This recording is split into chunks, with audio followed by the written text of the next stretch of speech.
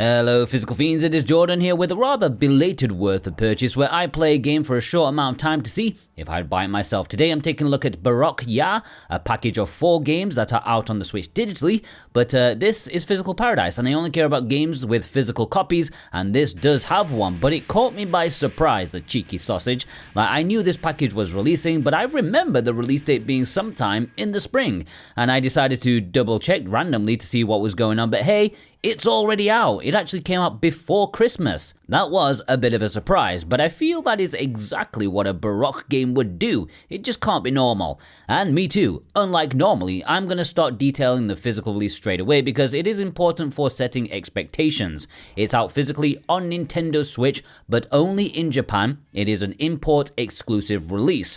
As a collection of 4 games in one package, it is worth noting that officially only 2 of them support the English language. 2 of them do not. I will go into detail in this video about which ones do and don't and how necessary English may be, and you can decide for yourself if it's worth importing. But I have popped links down below in the description and pinned comment if you do want to import the game from a few different sources. Any purchase made via those links helps support me in the best way possible.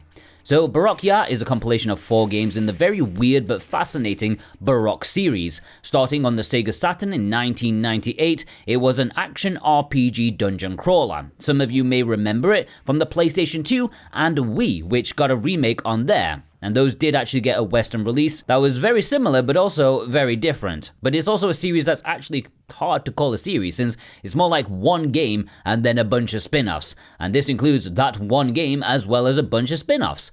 Firstly, let's start with Baroque itself. Baroque Original, which is a port of the Sega Saturn game. It is definitely the main feature for this compilation, but sadly, it does not have English, which is a big shame. I'd have loved this to have gotten an official English language release or see the developers pay the fan translators to use the one that they made, but it was not to be.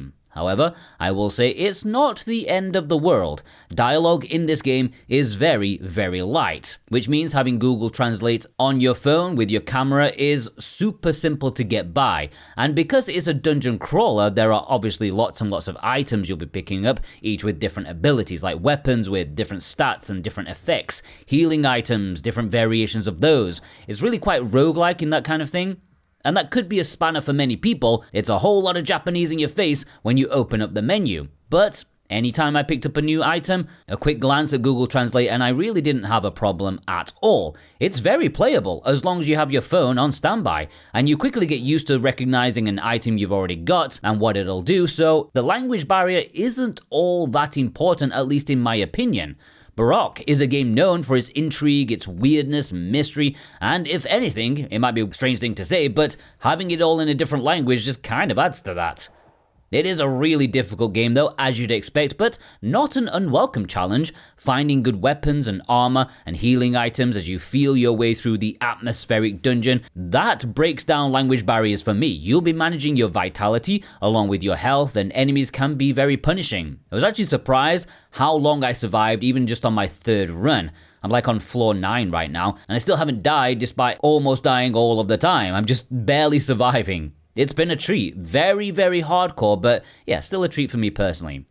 Moving on to the second game, we have Baroque Syndrome, which is the other game that does not have English. And this is a visual novel. So yeah, it's a bit of a wasted slot for most of us out there. It is a sound novel and is a prequel to Baroque before the post-apocalypse. So it's a bit weird going in. Again, with Google Translate, it seems kind of interesting so far. I mean, it definitely managed to still build up tension for me, but I think this one is only for the more committed of Baroque fans though. The third game in the package is probably the one that most people will be gravitating to. It does have English, officially. Although it's not necessary to be honest because it is a shmup. And it's a pretty fun one.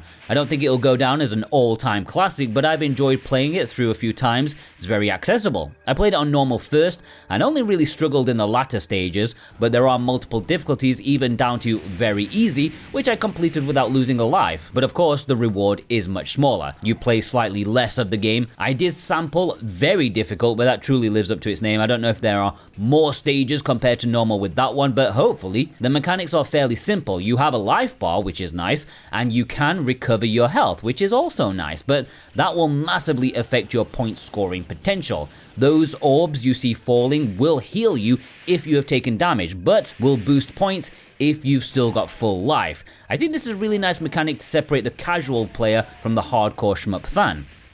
The power-up system is a bit weird. I played it through a few times, but I think you can pick up 2 power-ups at once. You can see them on the sidebar there with the elemental thing, but only one is the primary power-up, and if you take a hit, you lose that, and it goes to the secondary backup one. It is quite a short experience, as you would expect, but I do think there is a good time here for shmup fans for all skill levels. It doesn't really connect to the main Baroque game in any meaningful way, aside from the monsters, some terminology, and the very morose atmosphere, but I really enjoyed it. I think it's a good pick up and play shmup title.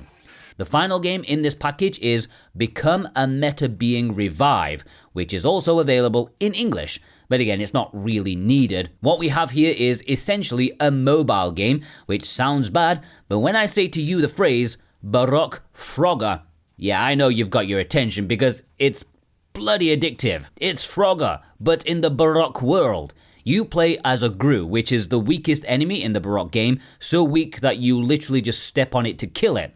The idea of this game is to get as far as you can before being taken down by a handful of enemies you see in the main game. You have a few other things to stop you as well, like rivers, lava pools, and traps. It is quite hard, of course, but I found it to be the most addictive game in this package, because there is a gotcha element to it as well. You pick up the orbs, which you then trade in to get a chance of drawing another Gru. There are like 50 kinds of Gru in the game, and it's mostly cosmetic in terms of changes, but depending on the Gru you choose, it also changes the level design, which is a neat touch. I don't know, it's such a simple concept, and I feel like a moron for just enjoying it. It probably enhances the experience for me for the fact that there are no microtransactions, there's no cooldown timer, it's just you earning those pearl things by yourself. So those are the 4 games included in this package.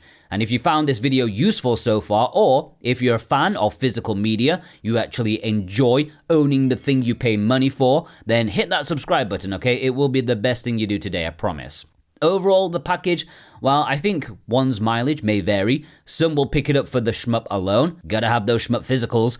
Others will be fine braving Google Translate on your phone, and honestly, I was personally expecting both the original game and the visual novel to be impossible to enjoy.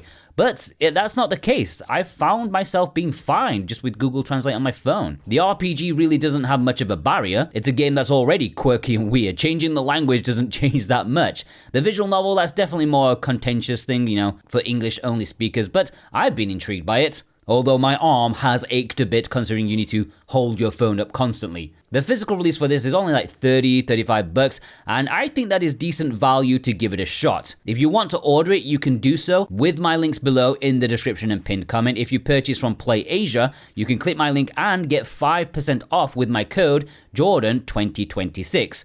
I'll also link VGP, although they have sold out of their stock. Maybe they'll get some more in the future if they can. They have free worldwide shipping on orders over 75 Canadian dollars, about 55 American bucks, and yeah, any purchase made via my links, thank you ever so much, that really does help me a lot. Will you be picking this up? It's certainly a strange one of the more quirky releases in the Nintendo Switch's library. Will you persevere with the lack of English? Are you in it just for the shmup? Let me know in the comments below, and have a fantastic day. Take care.